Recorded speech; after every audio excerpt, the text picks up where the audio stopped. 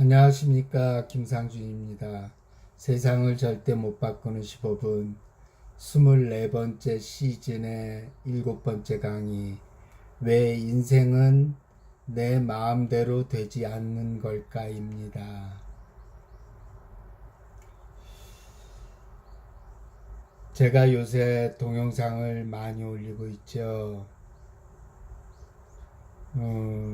할 일이 없어서 그래요. 다리를 다치고 나니까는 뭐 움직일 수도 없고, 또 이사를 가면서 좀 외곽 지역으로 나가다 보니까 친구들 만날 일도 좀 귀찮더라고요. 그리고 또 한 번 또 불이 붙으면은 생각이 좀 떠오르는 것들이 많고, 또 제가 법문을 들으면서 자신감을 얻은 게 뭔지 아세요? 법문을 몇 년을 듣다 보니까 그분들도 같은 말 계속 반복하더라고요. 그래서 아, 항상 그 새로운 말을 해야 되는 건 아니구나. 그래, 나도 같은 말 반복하자. 어? 그렇게 생각했습니다. 그러니까 뻔뻔해지더라고요. 아이, 그리고 또 뭐 사람 머리가 그렇게 뭐 이게 스펙타클 한 영화도 아니고 그렇게 뭐 기억납니까? 또 들으면 좋고 또 뭐 안 들으면 말고 그런 거죠.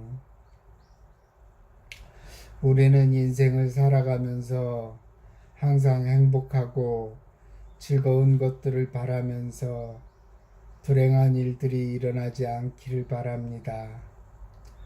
또한 경제적으로 여유가 있고 아이들도 공부를 잘해서 명문대에 진학하고 자신도 승진을 계속해서 성공을 거두는 것을 원합니다. 또한 가족들도 모두 화목하고 배우자와도 항상 좋은 관계를 유지하기를 바라죠. 또한 항상 건강하고 몸은 내 마음대로 움직이고 몸매도 슬림하면 좋고요. 좋은 취미를 가지고 있고 남의 부러움을 살며 살고 싶습니다. 또한 어린 시절 꿈대로 자기 꿈을 실현하고 대인관계도 좋아서 많은 사람들과 잘 어울리고 동호회에도 가입해서 사람들과 잘 지내기를 바랍니다. 또한 1년에 최소 한 번은 해외여행에 가서 좋은 풍광을 배경으로 사진도 찍고 SNS에도 올리고 여행지에서 푹 쉬면서 살고 싶은 생각도 하고 있습니다. 또한 부모님도 건강하셔서 내가 걱정 없이 살기를 바라고 부모님과도 항상 좋은 관계를 유지하기를 바라죠. 그리고 친한 친구 몇 명은 둬서 항상 내가 어려울 때 도움도 받고 도움도 줄 수 있는 관계를 유지하기를 바랍니다.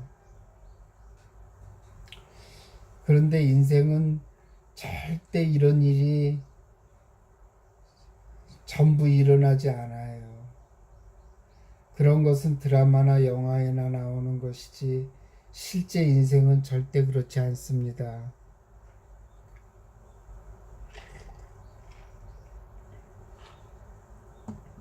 우리는 인생이 이렇게 저렇게 흘러가야 한다고 생각하고 확신합니다. 거기서 불행은 시작됩니다. 인생은 중중무진의 인연으로 엮여져 있습니다. 무조건 나는 성공해야 하고 돈이 많아야 하고 넓은 집에 살아야 하고 자식들도 잘 되어야 한다고 생각하는 데서 우리는 인생에서 자신이 실패했다고 여기고 불행하다고 여기는 것입니다. 그런 전제 조건을 깔고 있으니까 그것이 이루어지지 않을 때 인생이 불행하고 실패했다고 여기는 것이죠. 하지만 인생은 자기 마음대로 흘러가지 않죠. 여러 가지 인연으로 인해 얽혀진 인생에서 내 마음대로 되는 것도 있지만 내 마음대로 흘러가지 않는 것도 너무나 많기 때문입니다. 오늘도 아침에 한 분이 오셨는데 올해 초에 남편이 죽고 4월에 딸이 죽었습니다. 그리고 6월에는 언니가 죽은 것입니다. 완전히 넋이 빠져서 병원에 오시게 되었습니다.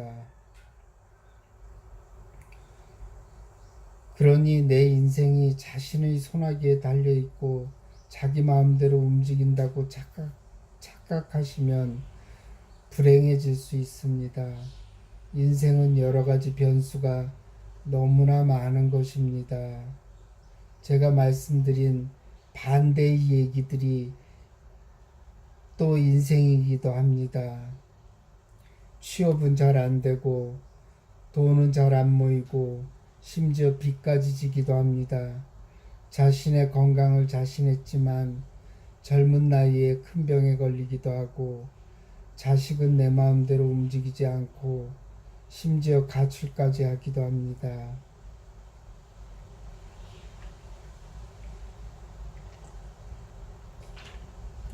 (1년에) 한 번 여행은커녕 10년에 한 번 여행 가기도 빠듯할 수도 있습니다. 커다란 아파트는커녕 월세를 전전하면서 살아야 하는 경우도 있습니다.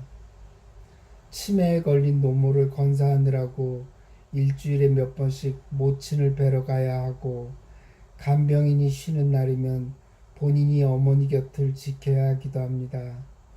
사실 간병인을 쓸 정도면 경제적으로 여유가 있는 거죠. 그렇지 못한 경우는 하는 수 없이 요양원이나 요양병원에 입원을 시켜야 합니다. 하지만 그것도 공짜인가요? 경제적으로 쪼들리면 얼마나 큰 부담이 됩니까? 잘 나가던 회사가 부도가 나는 바람에 50대 중반에 나와보니 할 일이 없는 것도 사실입니다. 그리고 아이는 취직을 포기한 채 집에서 게임이나 하고 방 밖으로 나오는 것은 밥 먹을 때뿐입니다. 그렇게 그림자처럼 살고 있는 자식을 보노라면 복장이 터지지만 잔소리도 한두 번이고 잔소리가 잦아지니 사이가 더 나빠지기만 할 뿐입니다.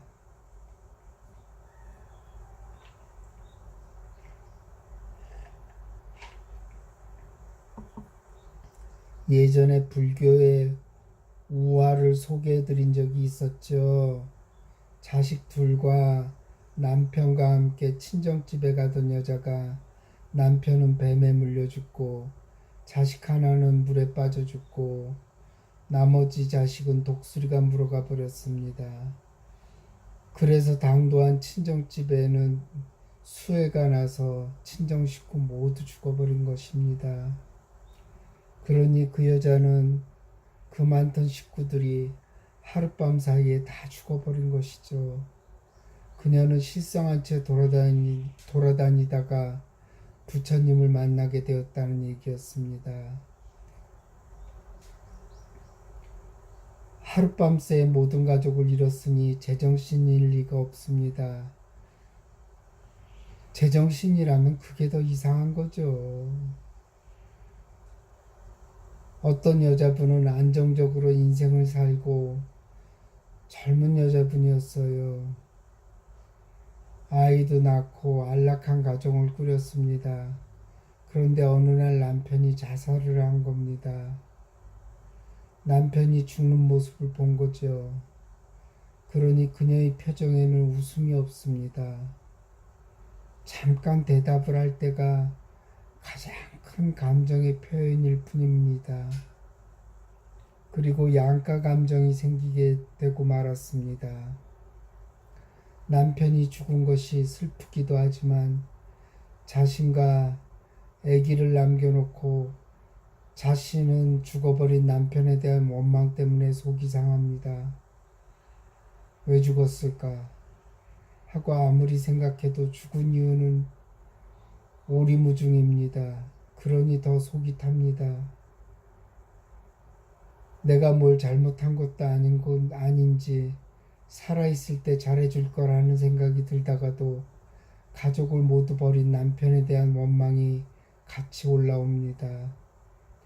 또한 어떤 남성은 자고 있는데 경찰이 들이닥친 겁니다. 왜 그런가 하고 깜짝 놀랐는데 아버지가 자신이 술을 마시고 자고 있을 때 세상을 달리한 겁니다. 투신자살한 거죠. 아들은 사실 아버지에 대해 살아생전에 잘하지 못했습니다. 욕을 하기도 하고 폭언을 하기도 하고 심지어 폭행을 하기도 했죠. 아버지는 죽는 날 너는 잘 살아라 하고 말한 것이 아버지의 유언이었습니다. 그래서 그의 후회는 더욱 큰 것입니다. 살아계실 때 잘해드릴 걸 왜 나는 철이 없어서 아버지에게 그렇게 못되게 굴었는지 하는 생각에 속이 상하고 죄책감에 빠져서 지내고 있습니다. 그래서 매일 술로 연명을 하고 아무것도 하지 않고 지내고 살 뿐입니다.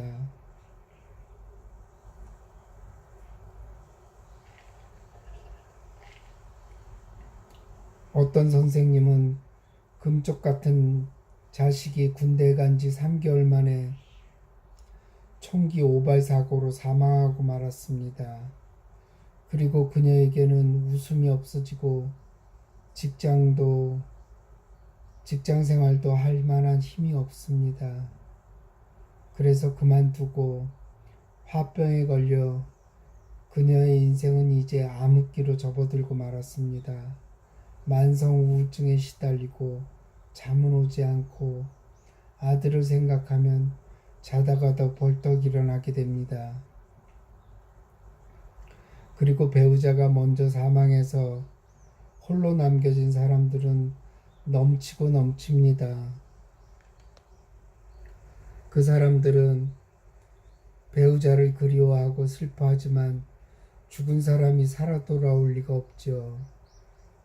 그저 영정사진을 만지면서 배우자를 보고 싶고 살아있을 때 다정했던 추억도 떠올리고 투병 생활 중에 고통을 받았던 장면을 떠올리면서 마음 아파할 뿐입니다.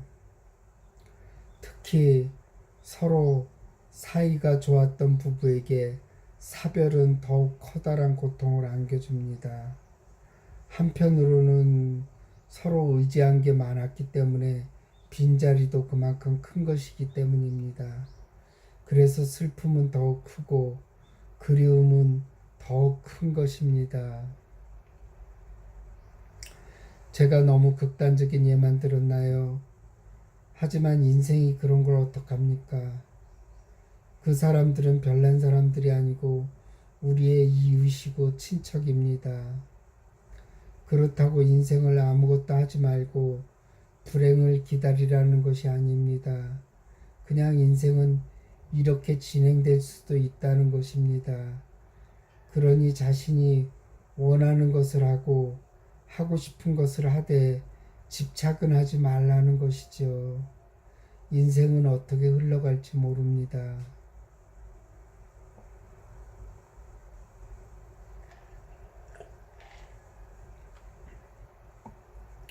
그러니 자신의 뜻을 가지고 어떤 일을 하되 꼭 그렇게 해야만 된다고, 꼭 그렇게 성취해야만 된다고 생각하지 말자는 것입니다.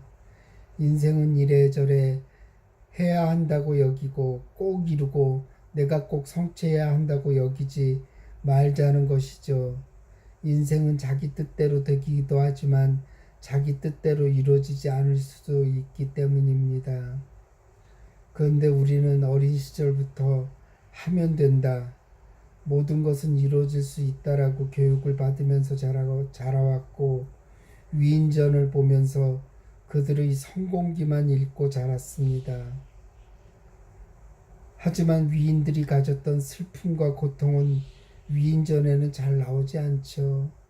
그냥 한 줄로 아내가 일찍 사망함 또는 아들이 일찍 죽음 이렇게 표현할 뿐입니다.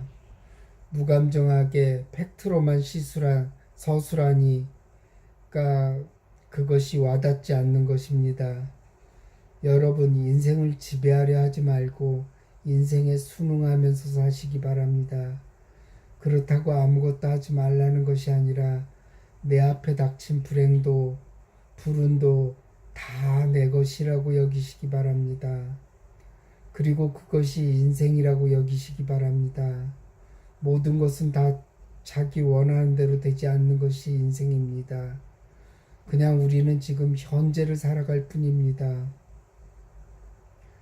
과거에도 발목 잡히지 말고 미래에도 저당 잡히지 않고 지금 현재를 살아가면 불행은 그만큼 멀리 도망갑니다. 현재는 지금 당장 살만하기 때문이죠. 단 자승자박, 무승자박이라고 해서 우리가 우리 스스로를 묶어서 내게 불행이 닥치면 어떡하지? 또는 내게는 행운이 닥쳐야만 돼 라고 스스로 자신을 묶어버리니까 자신의 계획과 다른 일이 일어나면 옴짝달싹 못하는 것입니다. 그러니 자신이 스스로 묶어놓은 것은 무엇인지 살펴보시기 바랍니다. 자기 스스로 묶은 것을 푸는 것이 해탈입니다. 그러면 자유롭게 인생을 살아갈 수 있습니다. 내 인생은 이래 저래 해야 돼. 내 인생은 항상 탄탄대로여야만 해 하는 것이 바로 자승자박이며 무승자박입니다. 그것을 풀어낼 때 우리는 무엇이든 받아들일 수 있습니다. 그리고 인생을 여유롭게 살 수 있고 어떤 일이 닥쳐도 쉽게 고통과 슬픔에서 벗어날 수 있는 것입니다. 여러분, 오늘 강의를 마치겠습니다. 감사합니다.